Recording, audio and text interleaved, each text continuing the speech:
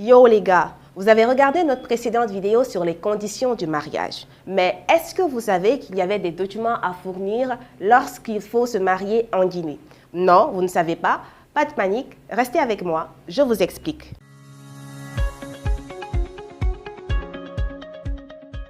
Eh bien, comme je l'ai dit précédemment, lorsque vous devez vous marier, il faut savoir qu'il y a un certain nombre de documents à fournir. Ces documents sont tous mentionnés au niveau de l'article 250 du Code civil guinéen.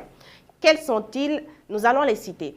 Premièrement, il faut savoir qu'en tant que couple, vous devez fournir en premier lieu l'extrait de naissance de chacun d'entre vous, c'est-à-dire le mari et la femme. À côté de cela, si l'un de vous est mineur, il faudra montrer ou en tout cas fournir le document qui prouve que les parents ont donné leur accord ou bien encore que le conseil de famille a donné son accord. À côté, s'il y en a, bien sûr, vous allez fournir les actes de dispense qui auront été fournis notamment par le président du tribunal compétent. C'est quoi un acte de dispense? Eh bien, il faudra vous référer à notre précédente vidéo. En quatrième position, il faudra que vous fournissiez soit un certificat de décès ou le jugement de divorce si vous êtes une femme ou encore si vous êtes sous le régime de la monogamie en tant qu'homme. Une fois que cela a été fait, eh bien, vous pourrez donner le certificat prénuptial. Le certificat prénuptial est l'un des documents les plus importants de cette panoplie d'actes à fournir. C'est quoi le certificat prénuptial? C'est quelque chose de très simple. Eh bien, c'est le bilan de santé de monsieur et de madame fait par un médecin. En quoi consiste exactement ce bilan de santé? Eh bien, ce bilan de santé va être là pour vérifier si vous n'avez pas des maladies comme les MST ou bien des maladies congénitales ou en tout cas toute information médicale qui pourrait vous poser des problèmes plus tard dans votre vie de couple. Donc, vous êtes invité à aller voir un médecin qui va établir ce certificat prénuptial qui est obligatoire. Et s'il y a l'une de ces maladies qui existe, eh bien, le médecin va le mentionner dans ce qu'on appelle donc le certificat prénuptial.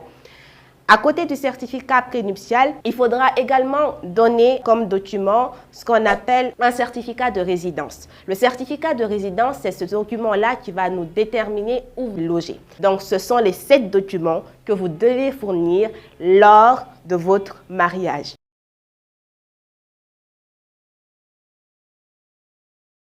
Une fois que vous avez fourni ces 7 documents-là, qui sont obligatoires encore une fois, et il y en a qui sont facultatifs, c'est seulement lorsqu'il y a certaines conditions qui sont remplies, eh bien, vous pouvez passer à la deuxième étape. La deuxième étape, c'est que le maire va vous auditer, notamment sur votre contrat de mariage et votre régime matrimonial. Et une fois qu'il vous a audité sur ce sujet-là, eh bien, vous pourrez ensuite voir votre mariage publié par voie d'affiche sur la porte de la mairie pendant 10 jours à compter du lendemain de la publication.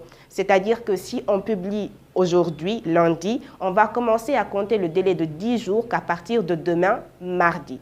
Donc, une fois que ces différentes étapes sont respectées, vous pourrez vous marier à la date et à l'heure qu'il faut. Mais pour en savoir plus sur ce sujet, vous allez attendre notre prochaine vidéo qui concernera la cérémonie de mariage. Je vous remercie. N'hésitez pas à me dire ce que vous pensez de la vidéo et si vous avez des questions en commentaire.